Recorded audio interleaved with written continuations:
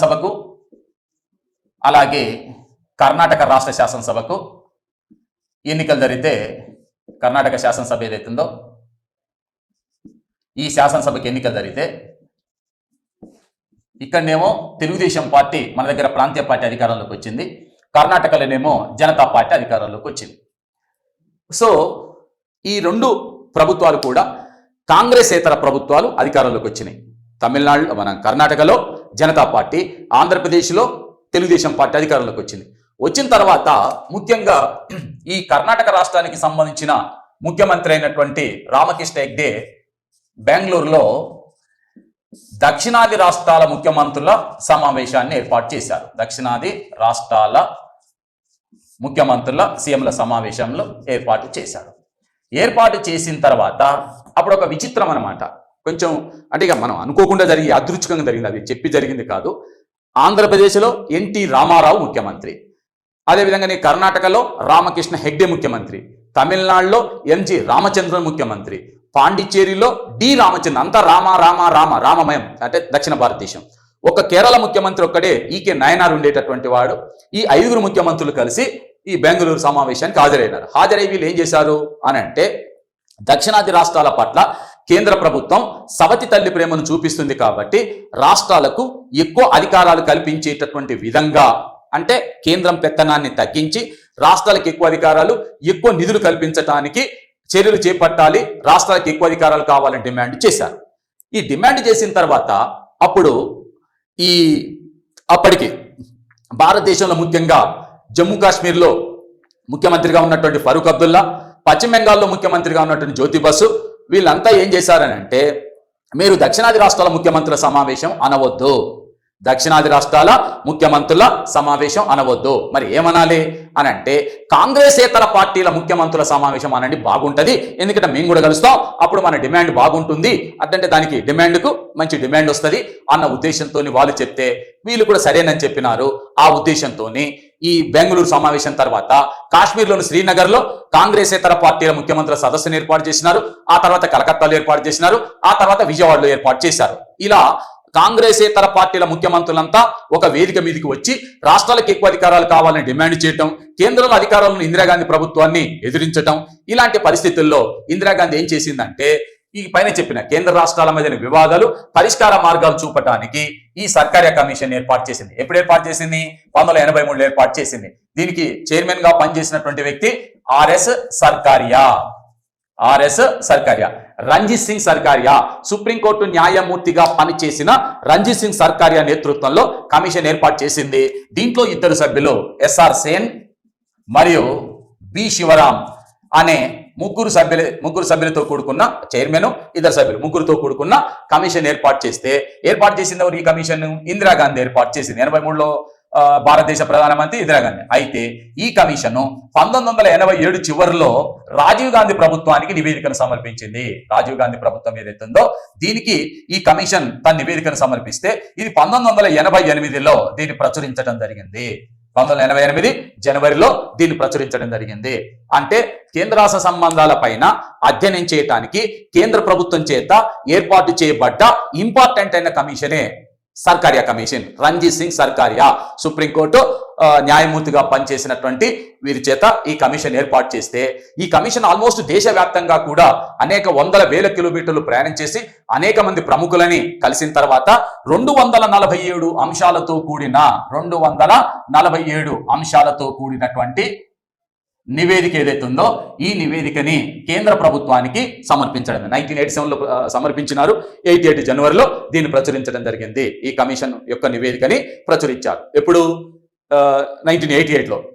Commission ఏర్పాటు చేసింది 83లో, commission నివేదిక సమర్పించింది 87లో, ఆ నివేదికను ప్రచురించింది 88లో. సో దీంతో మనకు అంటే సర్కారియా కమిషన్ సమర్పించిన నివేదిక ఏదైతుందో ఆ నివేదికలో 247 రికమెండేషన్ అంశాలు ఉన్నవి.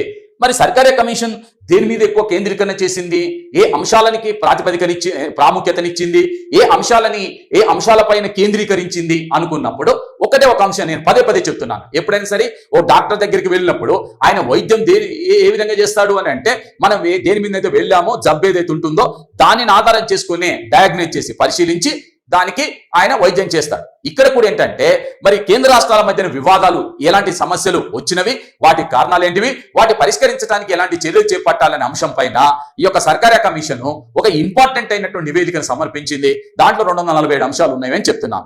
ఇందులో ముఖ్యంగా సర్కార్య కమిషన్ చేసిన సూచనల్లో ఇంపార్టెంట్ అయిన అంశాలు ఏమిటి, సర్కార్య కమిషన్ యొక్క నివేదికలోని ఉన్నటువంటి ముఖ్యమైన సిఫార్సులు ఏమిటి? 1987 లేదు, సర్కార్య కమిషన్ నివేదికలోని అంశాలు. ఇక్కడ విషయం ఏంటంటే సర్కార్య కమిషన్ సమర్పించినటువంటి నివేదికలో చాలా కీలకమైనటువంటి అంశాలు ఉన్నవి. ఏంటివి అంటే మొదటి అంశం గవర్నర్ వ్యవస్థ. గవర్నర్ వ్యవస్థకు సంబంధించినటువంటి అంశాలు ఉన్నాయి. ఎలా అని అంటే ఇప్పుడు గవర్నర్ నియమించేది ఎవరు? కేంద్రమే. మనం చెప్పుకున్నాం కేంద్రానికి రాష్ట్రాలకు మధ్యన వివాదాలు ఘర్షణలు తలెత్తడానికి గల కారణాల్లో ఒక ముఖ్యమైనటువంటి అంశం గవర్నర్ వ్యవస్థ అని చెప్పాం. మరి గవర్నర్ వ్యవస్థ పైన సర్కార్య కమిషన్ ఏం సూచించింది? ఇక్కడ మళ్ళీ చెప్తున్నాను, గుర్తుపెట్టుకోండి. ఇప్పుడు కేంద్ర రాష్ట్ర సంబంధాల పైన ఏర్పాటు చేసిన ఈ కమిషన్లు ఏవైతే సూచనలు చేసినావో అవి మనకు తర్వాత కాలంలో కూడా తర్వాత పాఠ్యాంశాలు చెప్పేటప్పుడు కూడా మనకి ఇంపార్టెంటే. ఎందుకంటే ఇప్పుడు నేను గవర్నర్ గురించి చెప్తున్నాను, గవర్నర్ వ్యవస్థ పైన సర్కార్య కమిషన్ చేసిన సూచనలు అని చెప్తున్నాను. మనకి ఈ సూచనలు ఎక్కడ ఉపయోగపడతాయి అంటే మనకు రాష్ట్ర ప్రభుత్వం అనే టాపిక్ ఉంది సిలబస్ లో. ఆ రాష్ట్ర ప్రభుత్వం అనే టాపిక్ గురించి చెప్పేటప్పుడు కూడా ఈ అంశం అనేది మనకు ఉపయోగపడుతుంది. కాబట్టే మనము అంటే ఈ కమిషన్ చేసిన సూచనలు 2 చోట్ల ఉపయోగపడతాయి. ఇక్కడ కేంద్ర రాష్ట్ర సంబంధాల మధ్య దగ్గర ఉపయోగపడుతుంది, ఎట్ ది సేమ్ టైం రాష్ట్ర ప్రభుత్వం దగ్గర కూడా ఉపయోగపడుతుంది. కాబట్టి వాటిపైన మన యొక్క కాన్సన్ట్రేషన్ అనేటటువంటిది ఉండాలి. అందుకోసం నేను వివరణాత్మకంగానే చెప్తున్నాను.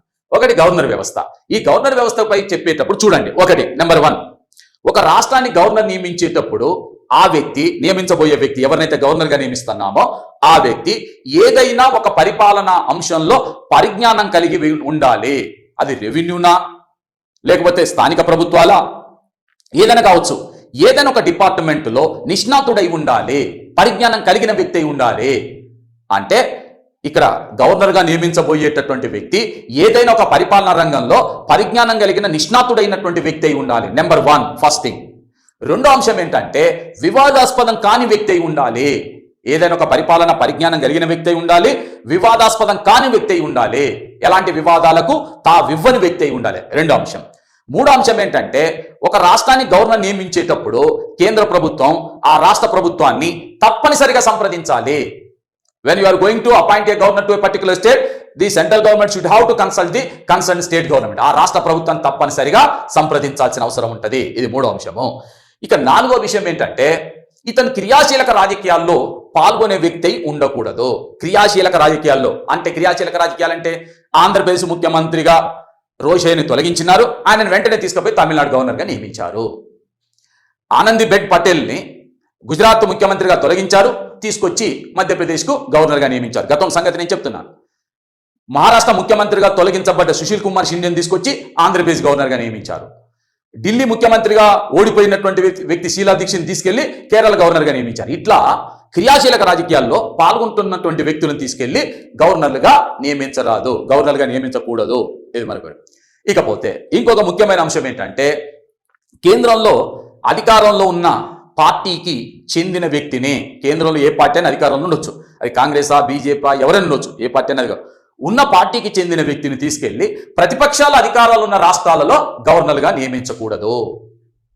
కేంద్రంలో అధికారంలో ఉన్న పార్టీకి చెందిన వ్యక్తిని తీసుకెళ్లి ప్రతిపక్షాల అధికారాలు ఉన్న రాష్ట్రాలలో గవర్నర్గా నియమించకూడదు. అంటే పరిపాలన పరిజ్ఞానం కలిగిన వాడై ఉండాలి, వివాదాలకు అతీతుడై ఉండాలి, క్రియాశీలక రాజకీయాల్లో పాల్గొనకూడదు. అదేవిధంగా కేంద్రంలో అధికారంలో ఉన్న పార్టీకి చెందిన వ్యక్తిని తీసుకెళ్లి ప్రతిపక్షాల అధికారాలు ఉన్నటువంటి రాష్ట్రాల్లో గవర్నర్గా నియమించకూడదు.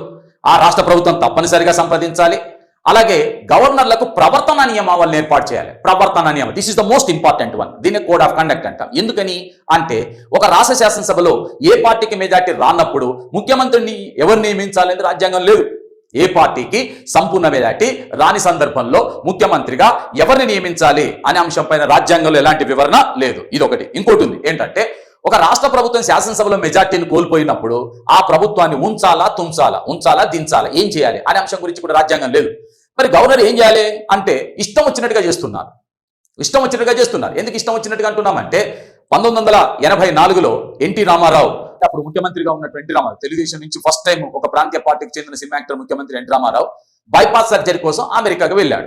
ఆయన అమెరికాలో బైపాస్ సర్జరీ చేసుకుని హైదరాబాద్కి వచ్చేసరికి ఇక్కడ ఉన్నటువంటి గవర్నర్ గా ఉన్నటువంటి రామ్లాలు, అదేవిధంగా మన నెలరాజు అని ఎందుకంటున్నానంటే నాదెండ్ల భాస్కర్ రావుకు నేను ముందుగా పెట్టుకున్న పేరు నెలరాజు, ఎందుకంటే 4 రోజులు ముఖ్యమంత్రిగా పనిచేసినాడు కాబట్టి నెలరాజు అంటున్నా. వీళ్ళిద్దరు కలిసి ఎన్టీ రామారావు ప్రభుత్వానికి బైపాస్ సర్జరీ హైదరాబాద్ లోనే చేశారు. అంటే అర్థం ఏంటిది?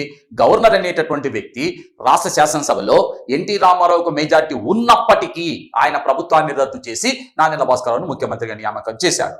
అందుకోసమే ఒక రాష్ట్ర ప్రభుత్వం శాసనసభలో తన మెజార్టీని కోల్పోయినప్పుడు నిజంగా కోల్పోయిందా లేదా అనే అంశాన్ని శాసనసభలోనే నిరూపించాలి తప్ప గవర్నర్ ఇంటి దగ్గర కూర్చొని కూడికలు తీసివేతలు వేయొద్దు. అందుకనే గవర్నర్లకు ప్రవర్తనా నియమావళిని ఏర్పాటు చేయాలని చెప్పి కమిషన్ సూచించింది. ఎందుకంటే ఈ కమిషన్ సూచన చాలా చాలా ఇంపార్టెంట్ అయినవి ఏది గవర్నర్ వ్యవస్థ పైన. ఆ తర్వాత రెండో అంశం ఏంటంటే 356 అధికరణ. జనరల్గా ఈ 356 అధికరణని అనేక సార్లు దుర్వినియోగం చేశారు. నేను చెప్పడం కాదు, ఇంతకుముందే చెప్పాను. రాజ్యాంగ పునఃసమీక్ష కమిషన్ చెప్పింది 100 సార్లకు పైగా 356 అధికరణని దుర్వినియోగం చేశారని. అంటే ఇక్కడ 356 అధికరణని వినియోగించేటప్పుడు కొన్ని ఇంపార్టెంట్ అయినటువంటి అంశాలు చెప్పారు. చాలా ఇంపార్టెంట్ అయిన అంశాలు ఏంటివి అని అంటే, ఒక రాష్ట్రంలో దీని ప్రకారం ఏం చేస్తాం? రాష్ట్రపతి పరిపాలన విధిస్తాం. జనరల్గా రాష్ట్రపతి పాలన. ఈ రాష్ట్రపతి పాలన విధించటం అనేది చివరి అస్త్రంగా ఉండాలి. It should be the last resort. నీకు ఎందుకు విధిస్తారు? ఒక రాష్ట్రంలో రాజ్యాంగ యంత్రాంగం ఫెయిల్ అయితే విధిస్తారు. ఒక రాష్ట్రంలో రాజ్యాంగ యంత్రాంగం ఫెయిల్ అయితే దీన్ని విధిస్తారు. అంటే ఆ రాజ్యాంగ యంత్రాంగాన్ని చక్కదిద్దటానికి అన్ని ప్రయత్నాలు చేసిన తర్వాత ఏది కూడా సఫలం కాకపోతే, విఫలమైతే అప్పుడు నువ్వు రాష్ట్రపతి పరిపాలన విధించాలి. ఒకటి. రెండు, గవర్నర్ నివేదిక లేనిదే ఒక రాష్ట్రంలో రాష్ట్రపతి పరిపాలన విధించకూడదు. ఒక రాష్ట్రంలో నువ్వు రాష్ట్రపతి పరిపాలన విధించాలంటే తప్పనిసరిగా రాష్ట్ర గవర్నర్ యొక్క నివేదిక ఉండాలి. ఇది రెండో అంశం. మూడో విషయం ఏంటంటే, ఒక రాష్ట్రంలో రాష్ట్రపతి పరిపాలన విధించినప్పుడు దాన్ని రాష్ట్రపతి ప్రకటించిన తర్వాత దాన్ని పార్లమెంట్ ఆమోదించాలి. పార్లమెంట్ ఆమోదించిన తర్వాత మాత్రమే ఆ రాష్ట్ర శాసనసభని రద్దు చేయాలి. చాలా చాలా కీలకమైన అంశాలు. ఎందుకు ఇంత కీలకమైన అంశాలు అంటున్నానంటే, సర్కార్య కమిషన్ చేసిన సూచనలనే తర్వాత ఎస్ఆర్ బొమ్మాయి కేసులో సుప్రీంకోర్టు సమర్థించింది. సర్కార్య కమిషన్ చేసిన సూచనలే సమర్థించి కరెక్ట్ అని చెప్పింది. ఆ తర్వాత వచ్చిన రాజ్యాంగ పునఃసమీక్ష కమిషన్ దాన్నే సమర్థించింది. పుంచి కమిషన్ కూడా దాన్నే సమర్థించింది. అంటే సర్కార్య కమిషన్ రాష్ట్రపతి పరిపాలన పైన చాలా చాలా చాలా కీలకమైనటువంటి సూచనలు చేశారు. దీని తర్వాత ఆర్థిక అంశాలు. ఈ ఆర్థిక అంశాల్లో వచ్చేటటువంటి కీలకమైనటువంటి అంశం ఏంటంటే, ఈ ప్రణాళికా సంఘం ఏదైతే ఉందో దీన్ని వెంటనే రద్దు చేయాలి. ఈ ప్రణాళికా సంఘాన్ని రద్దు చేసి దీని స్థానంలో ఒక చట్టబద్ధమైన సంస్థను ఏర్పాటు చేయాలి. ప్రణాళికా సంఘం స్థానంలో ఒక చట్టబద్ధమైన సంస్థను ఏర్పాటు చేయాలి. అలాంటి సంస్థలే రాష్ట్రాలు కూడా ఏర్పాటు చేసుకోవడానికి అవకాశం కల్పించాల్సి ఉంటుంది. అలాగే జాతీయ అభివృద్ధి మండలి ఏదైతే ఉన్నదో, ఎన్డీసీ ఏదైతే ఉందో, ఈ ఎన్డీసీ పేరుని ఎన్ఈడిసిగా ఏర్పాటు, నేషనల్ ఎకనామిక్ డెవలప్మెంట్ కౌన్సిల్ గా పేరు మార్చాలి. ఎన్డీసీని, నేషనల్ డెవలప్మెంట్ కౌన్సిల్ యొక్క పేరుని ఎన్ఈడిసిగా మార్చాలి. నేషనల్ ఎకనామిక్ డెవలప్మెంట్ కౌన్సిల్ గా పేరు మార్చాలని చెప్పి సూచించింది. అలాగే ఆదాయ పన్నుపై వేసే సెస్ ఏదైతే ఉందో, ఆదాయ పన్నుపై పన్ను ఏదైతే ఉందో దీని ద్వారా వచ్చేటటువంటి ఆదాయాన్ని రాష్ట్రాలకు కూడా ఇవ్వాలి. రాష్ట్రాలు కూడా ఖచ్చితంగా ఇన్కమ్ ట్యాక్స్ ఇద్దరి మధ్యన పంపకం జరుగుతుంది. కేంద్రానికి రాష్ట్రానికి మధ్యన పంపకం జరుగుతుంది. కానీ ఇన్కమ్ ట్యాక్స్ పై పన్ను వేస్తే అది కేంద్రం ఒక్కటే వాడుకుంటుంది. అలా ఉండకూడదు. ఇద్దరికి చెందాల్సినటువంటి అవసరం ఉంటుంది. ఆ తర్వాత ఇంకొక ముఖ్యమైన అంశం ఏంటంటే, కార్పొరేట్ ట్యాక్స్ ఏదైతే ఉన్నదో దీంట్లో రాష్ట్రాలకు కూడా వాటా కల్పించాల్సిన అవసరం ఉంది. అంటే ఆర్థిక పర అంశాలు 4, రాష్ట్రపతి పరిపాలనకు సంబంధించిన అంశాలు 3, 7, అదేవిధంగా గవర్నర్కి సంబంధించినటువంటి అంశాలు ఒక 6-7 అంశాలు, మొత్తం 10-15 అంశాలు ఇక్కడనే చెప్పడం జరిగింది. అంతేకాకుండా ఇంకొకటి ఏంటంటే, అంతర్రాష్ట్ర కౌన్సిల్ ని ఏర్పాటు చెయ్యాలి. ఇక్కడ విచిత్రం ఏంటంటే, ఆ అంతర్రాష్ట్ర కౌన్సిల్ ని ఏర్పాటు చేసేటప్పుడు ఈ రాజమన్నార్ కమిషన్ చెప్పిన సూచననే సర్కార్య కమిషన్ కూడా సమర్థించింది. ఎందుకని అంటే, అన్ని రాష్ట్రాల ముఖ్యమంత్రులు సభ్యులుగా ఉండాలని చెప్పింది రాజమన్నార్ కమిషన్. దానిని సర్కార్య కమిషన్ సమర్థించింది. కానీ శీతలవాడి కమిటీ అన్నది ఒక్కొక్క జోనల్ కౌన్సిల్ నుంచి ఒక్క ముఖ్యమంత్రి కావాలి, కేవలం 5 ముఖ్యమంత్రులు ఉండాలని. ఏది? శీతలవాడి కమిటీ. ఈ 2 కమిషన్లు మాత్రం అన్ని రాష్ట్రాల ముఖ్యమంత్రులు దాంట్లో ఖచ్చితంగా సభ్యులు ఉండాలని చెప్పింది. అలాగే ఇది త్రిభాషా సూత్రాన్ని తప్పనిసరిగా అమలు పరచాలని చెప్పింది. ఎందుకంటే ఇప్పుడు ప్రస్తుతం భారతదేశంలో నూతన విద్యా విధానాన్ని ప్రవేశపెట్టేటప్పుడు ఇదే అంశం పైన చర్చ జరుగుతుంది. మాతృభాష ఉండాలి, జాతీయ భాష ఉండాలి, అంతర్జాతీయ భాష ఉండాలి.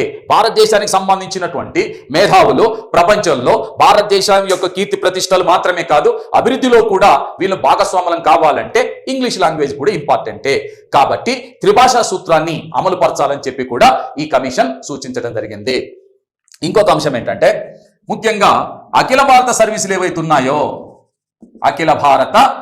ఏవైతున్నాయో వీటిని రద్దు చేయకూడదు, కొనసాగించాలి. పైగా ఈ సర్కారీ కమిషన్ చేసిన గొప్ప సూచన గుర్తుంచుకోండి. ఇలాంటి చోట మళ్ళీ మనకు అఖిల భారత సర్వీసుల గురించి కూడా చెప్తాను వస్తుంది, అక్కడ ఇది మళ్ళీ రిపీట్ అవుతుంది, గుర్తుంచుకోండి. మీకు రాజమన్నారు కమిషన్ ఏమో అఖిల భారత సర్వీసులు వద్దు, వాటిని రద్దు చేయాలని చెప్తే సర్కారీ కమిషన్ రద్దు చేయొద్దు, విస్తరించాలని చెప్పింది. ఎలా అంటే వాళ్ళు చెప్పిన దాంట్లో IHMS Indian health and medical services, IES Indian engineering services, IJS Indian judicial service, వీటన్నిటిని ఏర్పాటు చేయాలని చెప్పింది. వాస్తవంగా ఇప్పుడు మనకి అఖిల భారత సర్వీసులు ఎన్ని? 3, IAS, IPS, IFS, ఈ 3 ఉన్నాయి. కానీ కమిషన్ ఏమన్నది? ఆ 3టితో పాటు విస్తరించాలని చెప్పింది. రద్దు చేయొద్దు, విస్తరించాలి. మనకి రాజమన్నారు కమిషన్ రద్దు చేయాలని చెప్పింది. అందుకోసం ఈ రెండింటి కాంట్రవర్సీ ఉంటుంది. కాబట్టి మీరు కూడా ఇలాంటి అంశం వచ్చినప్పుడు కొంచెం జాగ్రత్తగా ఉండాలి. అలాగే ఉమ్మడి జాబితాలోని అంశాలపై, ఉమ్మడి జాబితా ఏదైతుందో ఈ జాబితాలోని అంశాలపై కేంద్రం శాసనాలు చేసేటప్పుడు రాష్ట్రాల యొక్క అభిప్రాయాలను కూడా పరిగణలోకి తీసుకోవాలి.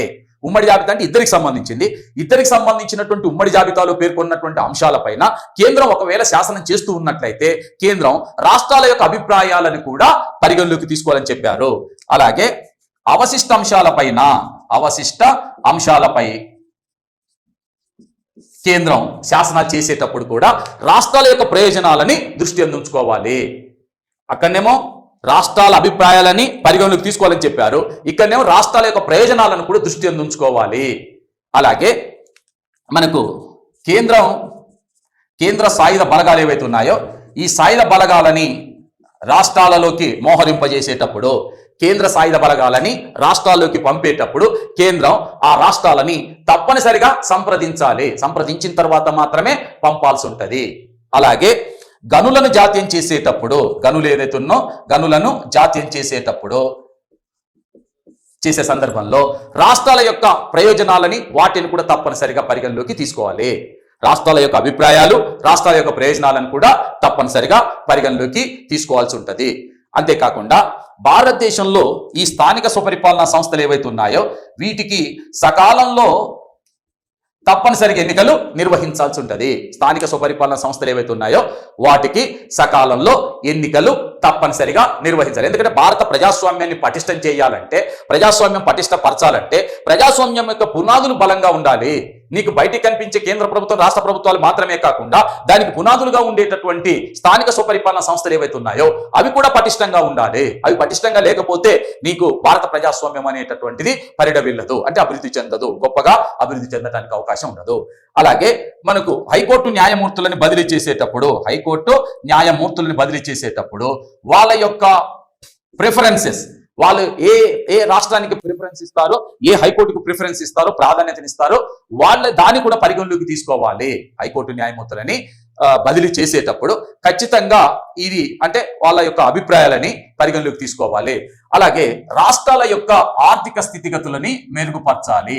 రాష్ట్రాల ఆర్థిక వనరులు ఏవైతే ఉన్నాయో, ఆ స్థితిగతులు ఏవైతే ఉన్నాయో వీటిని పటిష్టపరచడానికి కృషి చేయాలి. ఇలా సర్కారీ కమిషన్ ఒక డీటెయిల్డ్ నివేదికతోని, ఆల్మోస్ట్ 247 అంశాలతోని ఒక డీటెయిల్ నివేదికను రూపొందించి కేంద్ర ప్రభుత్వానికి సమర్పించడం జరిగింది. ఇంతవరకు భారతదేశంలో కేంద్ర రాష్ట్ర సంబంధాల పైన ఒక సమగ్రమైన అధ్యయనం చేసినటువంటి కమిషన్ ఏదైనా ఉందంటే సర్కారీ కమిషనే. దాని తర్వాతనే మిగతా కమిషన్లన్నీ కూడా రావడం జరిగింది. అది ఎక్కువ కాన్సన్ట్రేషన్ చేసి పనిచేసింది మాత్రం సర్కారీ కమిషనే. సో సర్కారీ కమిషన్ చేసిన సూచనల్లో ఇప్పటి వరకు కూడా కేంద్ర ప్రభుత్వం ఆల్మోస్ట్ 179 అంశాలపైన చర్యలు తీసుకోవడం జరిగింది. మరి మిగతా అంశాలపైన దాన్ని ఆమోదిస్తున్నారా, తిరస్కరిస్తున్నారా అనే అంశాలపైన నేటి వరకు కూడా కేంద్ర ప్రభుత్వం నుంచి ఓ ఖచ్చితమైనటువంటి క్లారిటీ మాత్రం రాలేదనే చెప్పవచ్చును. ఇది కేంద్ర సంబంధాలలో ఇప్పటి వరకు మనం MC సీతలవాడ కమిటీ చెప్పినటువంటి సూచనలని, రాజమన్నారు కమిషన్ చేసినటువంటి సూచనలని, సర్కారీ కమిషన్ చేసినటువంటి సూచనల గురించి మనం పరిశీలించినాం. అయితే మీరు కాంపిటేటివ్ ఎగ్జామ్స్ ప్రిపేర్ అయ్యేటప్పుడు ఈ అన్ని అంశాలు కీలకమని అనుకోకూడదు. అన్ని అంశాలు కూడా కొన్ని అత్యంత కీలకమైన అంశాలు ఉంటాయి. వాటిని మాత్రం మీరు ఖచ్చితంగా దృష్టిలో ఉంచుకోవాలి. అది గవర్నర్ వ్యవస్థ, 356 అధికరణ, లేకపోతే ఆర్థిక అంశాల, లేకపోతే అఖిల భారత సర్వీసుల, ఇలాంటివి ఏవైతే ఉన్నాయో వాటిని 2-3 సార్లు ఇవన్నీ చదవాలి, చదవద్దని కాదు, చదవాలి.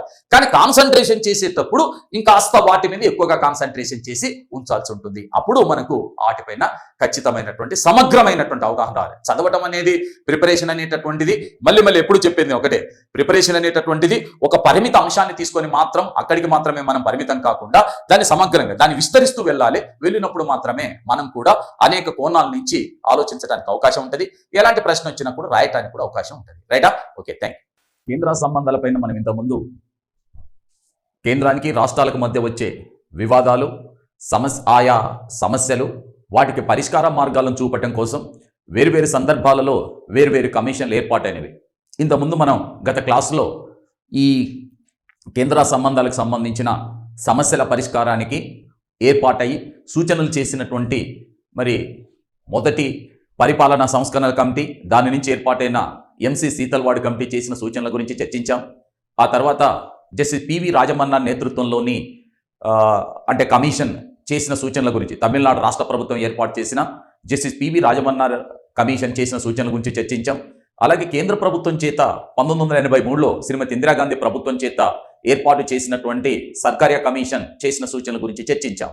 ఇక్కడ మనం అందులో భాగంగానే ఇక రాజ్యాంగ పునఃసమీక్ష కమిషన్ కూడా పైన పేర్కొన్న కేంద్ర రాష్ట్రాల మధ్యన వివాదాలు, సమస్యలు, పరిష్కార మార్గాలను చూపడం కోసం మనకు ఈ యొక్క రాజ్యాంగ పునఃసమీక్ష కమిషన్ ఎలాంటి సూచనలు చేసింది అనేది కూడా మనకు ఐడియా ఉండాలి.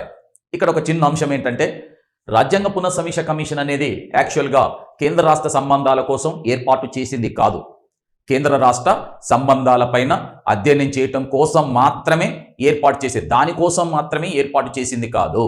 యాక్చువల్గా భారత రాజ్యాంగం 1950లో అమల్లోకి వస్తే 2000 సంవత్సరంలో ఈ కమిషన్ ఏర్పాటు చేశారు. అంటే 1950 నుండి 2000 సంవత్సరం వరకు ఈ 50 సంవత్సరాల కాలంలో భారత రాజ్యాంగ పనితీరుని, భారత రాజ్యాంగం యొక్క పనితీరును అధ్యయనం చేయడానికి ఈ కమిషన్ ఏర్పాటు చేశారు. ఏది? రాజ్యాంగ పునఃసమీక్ష కమిషన్ని దేనికోసం ఏర్పాటు చేశారంటే 50 సంవత్సరాల భారత రాజ్యాంగ పనితీరును అధ్యయనం చేయడం కోసం ఈ కమిషన్ ఏర్పాటు చేశారు. అయితే ఇలా ఏర్పాటు చేయబడినటువంటి ఈ కమిషను దాదాపుగా 2002లో ఒక నివేదికను, రిపోర్టుని కేంద్ర ప్రభుత్వానికి సబ్మిషన్ చేయడం జరిగింది. 2000 సంవత్సరంలో ఈ కమిషన్ ఏర్పాటు చేస్తే 2002లో ఈ కమిషన్ ఒక నివేదికను రూపొందించి కేంద్ర ప్రభుత్వానికి సమర్పించింది. ఇందులో మొత్తం 249 అంశాలపైన సూచనలు చేస్తూ ఒక నివేదికను రూపొందించి కేంద్ర ప్రభుత్వానికి ఇవ్వడం జరిగింది. మరి దీనికి ఈ కమిషన్కు చైర్మన్గా పనిచేసినటువంటి వ్యక్తి justice MN Venkatachaliah. Justice MN Venkatachaliah ఇతను సుప్రీంకోర్టులో ప్రధాన న్యాయమూర్తిగా పనిచేసి రిటైర్ అయినటువంటి వ్యక్తి జస్టిస్ ఎంఎన్ వెంకటాచలయ్య. వీరు సుప్రీంకోర్టు ప్రధాన న్యాయమూర్తిగా మాత్రమే కాకుండా న్యాయ విభాగంలో, న్యాయ రంగంలో ఒక మంచి పట్టున్నటువంటి వ్యక్తి, న్యాయ నిపుణుడు. కాబట్టే కేంద్ర ప్రభుత్వం వీరి నేతృత్వంలో 11 మంది సభ్యులతోని ఓ కమిషన్ ఏర్పాటు చేయడం జరిగింది. మొత్తం సభ్యుల సంఖ్య 11. దీనికి చైర్మన్గా పనిచేసినటువంటి వ్యక్తి జస్టిస్ ఎంఎన్ వెంకటాచలయ్య. మనం ఇలాంటివి వచ్చినప్పుడు యాక్చువల్గా మన టాపిక్ ఏంటిది? కేంద్ర రాష్ట్రాల మధ్యన వివాదాలని, సమస్యలని పరిష్కరించడానికి సూచనలు చేసినటువంటి కమిషన్ల గురించి చర్చిస్తున్నాం. దాంట్లో పరిపాలనా సంస్కరణల కమిటీ శీతల్వాడ్ కమిటీ గురించి చర్చించాం. ఆ తర్వాత రాజమన్నార్ కమిషన్ గురించి చర్చించాం. ఆ తర్వాత సర్కారియా కమిషన్ గురించి చర్చించాం. ఇప్పుడు రాజ్యాంగ పునఃసమీక్ష కమిషన్ గురించి చర్చిస్తున్నాం. అది చేసిన సూచనల గురించి చర్చిస్తాం. అయితే నేను ముందుగా మీకు వివరణను ఎందుకన్నానంటే, ఒరిజినల్గా రాజ్యాంగ పునఃసమీక్ష కమిషన్ ఏర్పాటు చేసింది కేంద్ర రాష్ట్ర సంబంధాల కోసం కాదు. మరి దేనికోసం ఏర్పాటు చేశారు? ఇక్కడ రాశాను. 1950లో భారత రాజ్యాంగం అమల్లోకి వస్తే 2000 సంవత్సరం వరకు 50 సంవత్సరాలు అయింది.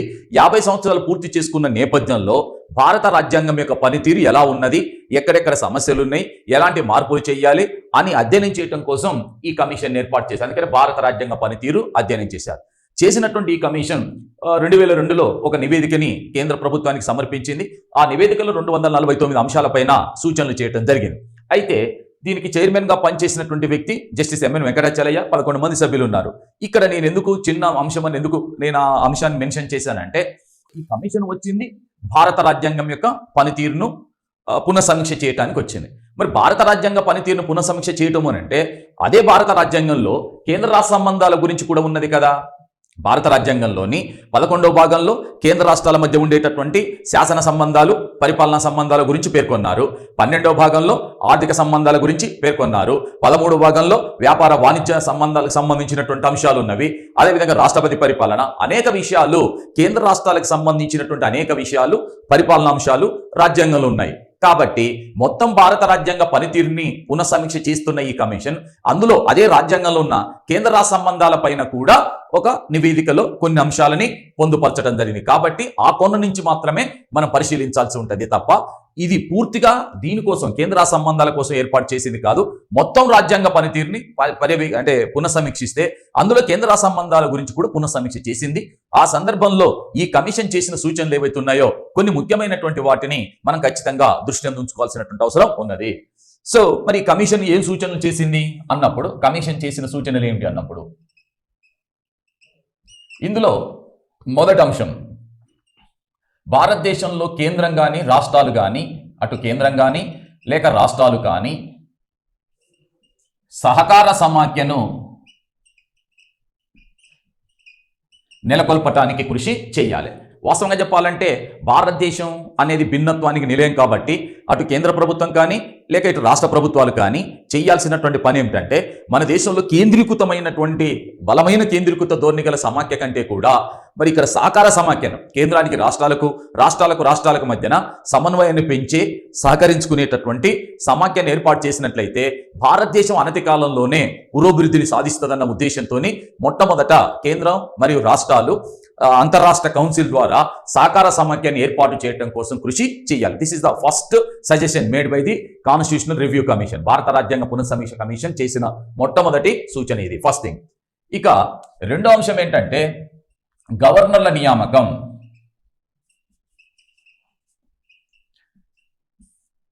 ఈ గవర్నర్ల నియామకానికి సంబంధించిన దాంట్లో ఒక కీలకమైనటువంటి సూచనని రాజ్యాంగ పునఃసమీక్ష కమిషన్ సూచించింది.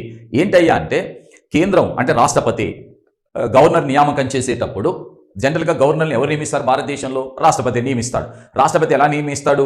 కేంద్ర కేబినెట్ సలహా ఇస్తే దాని ప్రకారం నియామకం చేస్తారు.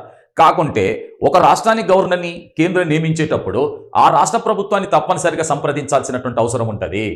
ఆ రాష్ట్ర ప్రభుత్వాన్ని తప్పనిసరిగా సంప్రదించాలి. అలా సంప్రదించేటట్లుగా రాజ్యాంగ సవరణ చేయాలని చెప్పి ఈ కమిషన్ సూచన చేసింది. రాజ్యాంగ సవరణ చేయాలని ఈ కమిషన్ సూచించడం జరిగింది. మన దేశంలో ఒక రాష్ట్రానికి నూతనంగా ఓ గవర్నర్ నియామకం చేసేటప్పుడు ఆ రాష్ట్ర ప్రభుత్వాన్ని తప్పనిసరిగా సంప్రదించాలని చెప్పి, ఆ సంప్రదించేటట్లుగా రాజ్యాంగ సవరణ చేయాలని చెప్పి ఈ కమిషన్ సూచించడం జరిగింది. ఇది రెండో అంశం. ఇకపోతే గవర్నర్లుగా నియమించబడేటటువంటి వ్యక్తులు, ఈ గవర్నర్లుగా నియమింపబడే వ్యక్తులు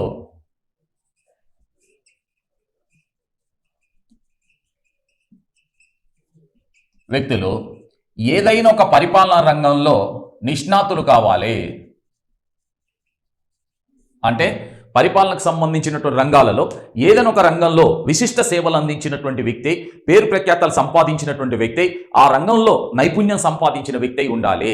అలాంటి వ్యక్తులను గవర్నర్గా నియామకం చేసినప్పుడు వారు ఖచ్చితంగా అంటే పరిపాలన అనేది మెరుగుపరచడానికి లేకపోతే పరిపాలన అనేటటువంటి సమర్థవంతంగా నిర్వర్తించడానికి, అక్కడ ఉన్నటువంటి ఆ రాష్ట్ర ప్రభుత్వానికి తగిన సలహాలు ఇవ్వటానికి అతని యొక్క అనుభవం పనికొస్తుంది. కాబట్టి ఖచ్చితంగా అంటే ఒక పరిపాలన పరిజ్ఞానం కలిగినటువంటి వ్యక్తులను మాత్రమే గవర్నర్లుగా నియమించాలి.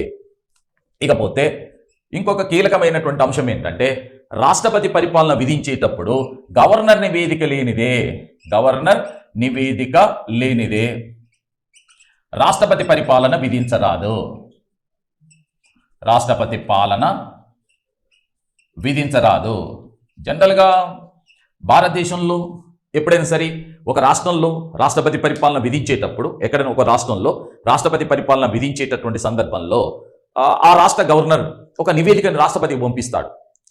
ఎందుకంటే రాజ్యాంగంలో 356లో చాలా స్పష్టంగా పేర్కొన్నారు. ఏమని అని అంటే, in any state if the constitutional break down takes place based on the report of the state governor, the president of India after consulting the central cabinet then only can impose the president rule in that particular state అని చెప్పి రాశారు.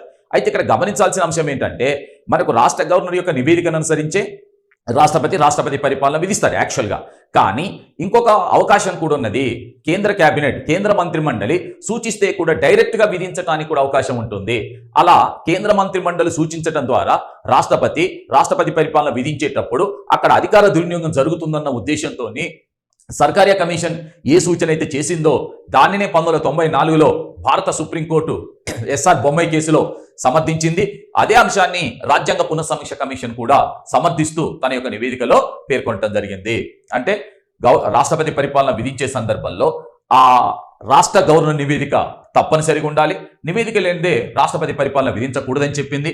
ఈ విషయంలో Sarkaria commission చేసిన సూచనలనే ఈ యొక్క రాజ్యాంగ పునఃసమీక్ష commission కూడా సమర్థించింది. ఎందుకంటే it should be the last resort. ఒక రాష్ట్రంలో రాజ్యాంగ యంత్రాంగం వైఫల్యం చెందితే రాష్ట్రపతి పరిపాలన విధిస్తారు. అయితే ఒక రాష్ట్రంలో రాజ్యాంగ యంత్రాంగం వైఫల్యం చెందినప్పుడు దాన్ని చక్కదిద్దటం కోసం అన్ని ప్రయత్నాలు చేసిన తర్వాత, ఆ రాజ్యాంగ యంత్రాంగాన్ని చక్కదిద్దటం కోసం అన్ని ప్రయత్నాలు చేసిన తర్వాత సాధ్యం కాకపోతే మాత్రమే రాష్ట్రపతి పరిపాలన విధించాలని సర్కారియా కమిషన్ సూచించింది. అదే అంశాన్ని సుప్రీంకోర్టు సమర్థించింది. అదే విషయాన్ని ఇక్కడ మరి ఈ రాజ్యాంగ పునఃసమీక్ష కమిషన్ కూడా సమర్థించడం జరిగింది. అంతేకాకుండా ఒక రాష్ట్రంలో రాష్ట్రపతి పరిపాలన విధించినప్పుడు రాష్ట్రపతి చేసిన ప్రకటనని పార్లమెంట్ ఆమోదించిన తర్వాత మాత్రమే ఆ రాష్ట్ర శాసనసభని రద్దు చేయాల్సి ఉంటది. ఈ అంశాలన్నీ కూడా నేను మళ్ళీ పదే చెప్తున్నా. సర్కారీ కమిషన్ సూచించింది, దాన్ని సుప్రీంకోర్టు సమర్థించింది, దాన్ని ఇక్కడ ఎంఎన్ వెంకటాచలయ కమిషన్ కూడా సమర్థించడం జరిగింది. అలాగే మనకు అంతర్రాష్ట్ర కౌన్సిల్ ఏదైతే ఉన్నదో ఇది రెగ్యులర్గా నియమబద్ధంగా సమావేశాలు నిర్వహించాలి.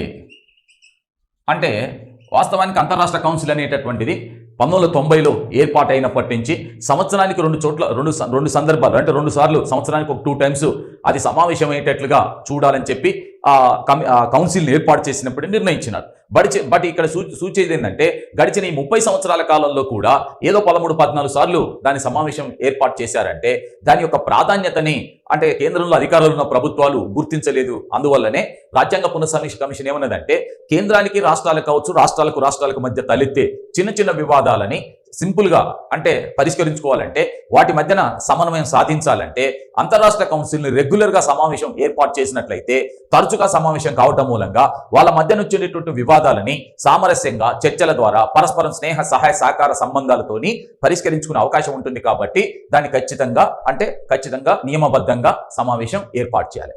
అలాగే జోనల్ కౌన్సిల్స్ ఏవైతే ఉన్నాయో వీటిని కౌన్సిల్స్ను పునరుద్ధరించాలి. అంటే అర్థం ఏంటిది?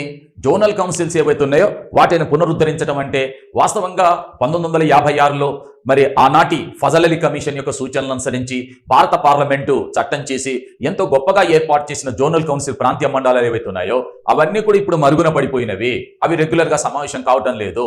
కాబట్టి ప్రాంతీయంగా వచ్చేటటువంటి సమస్యలని లేక ప్రాంతీయంగా అభివృద్ధికి సంబంధించిన సమిష్టి వ్యూహం పైన వాళ్ళు ఒక వ్యూహాన్ని రూపొందించుకోవాలంటే ఆ జోనల్ కౌన్సిల్స్ ఏవైతే ఉన్నాయో వాటిని కూడా రెగ్యులర్గా సమావేశం జరపాలి, వాటిని పునరుద్ధరించాలని చెప్పి కూడా ఈ కమిషను సూచించడం జరిగింది.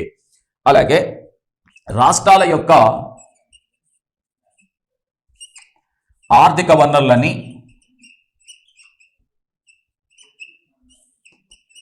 మెరుగుపరచటం,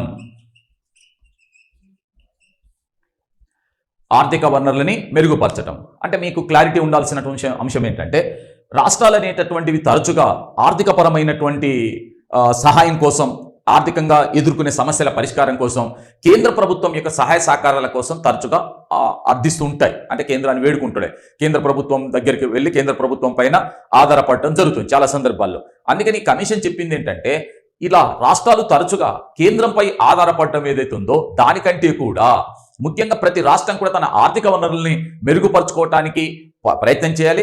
ఈ సందర్భంలో కేంద్రం కూడా వాటి యొక్క ఆర్థిక అంటే స్వయం సమృద్ధిని సాధించడానికి తోడ్పాటును అందించాలి. ఇక ఆ సందర్భంలో పన్నుల వ్యవస్థలో మార్పులు చేయొచ్చు, ఇవన్నీ రావచ్చు, కానీ ఖచ్చితంగా ఆ మార్పులు చేర్పులు చేయాలని చెప్పి కూడా ఈ కమిషన్ సూచించడం జరిగింది. తర్వాత అంతర్రాష్ట్ర నదీ జలాల పంపకం ఏదైతే ఉందో, అంతర్రాష్ట్ర నదీ జలాల పంపకానికి సంబంధించి ఏదైతే ఉందో, దీంట్లో ముగ్గురు సుప్రీంకోర్టు న్యాయమూర్తులతోని ఒక ట్రిబ్యునల్ ఏర్పాటు చేయాలి. ముగ్గురు సుప్రీంకోర్టు న్యాయమూర్తులతోని ఒక ట్రిబ్యునల్ ఏర్పాటు చేయాలి.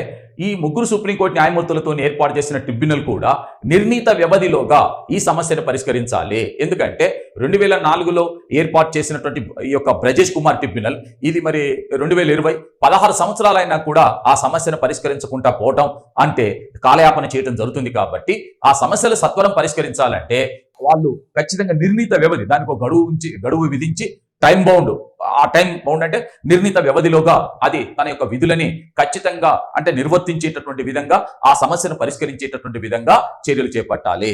ఇకపోతే స్థానిక స్వపరిపాలన సంస్థలు ఏవైతే ఉన్నాయో, ఈ స్థానిక సంస్థల యొక్క ఆదాయాలని మెరుగుపరచడం కోసం 11 మరియు 12 షెడ్యూల్స్ ఏవైతే ఉన్నాయో, ఈ షెడ్యూల్స్ని కూడా సవరణ చేయాల్సి ఉంటుంది.